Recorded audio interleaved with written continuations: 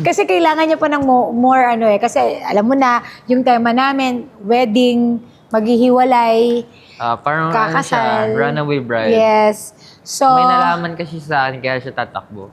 yung reality, kaya naman niya yun. Pero yung wedding, yung kakasal, masyado pa siyang bata, malayo pa yun. So, yun yung mas inaano ko siya Iba na yung feeling kailangan nun. yung i-feel mo. Kasi kung jowa-jowa lang, kilig-kilig, kaya naman niya yun. Pero yung feeling na maghihiwalay or ganyan, kailangan mo pa siyang motivation. Kasi ako, na-feel ko na yun. Alam mo yun, nanald na ako. So, alam ko yung feeling, alam mo yun, yung feeling na nasaktan talaga ng sobra. So, siya, wala pa siya doon. So, yun yung medyo challenge ano pa, sa kanya. yeah. Kasi yung buhat, yan, challenge din sa kanya yun, pero mas more on yung feelings. Kasi yun yung importanteng makita. Yung maramdaman mo yung kanta. Lalo na't napakaganda ng kanta namin, kanta ng tatay ko to.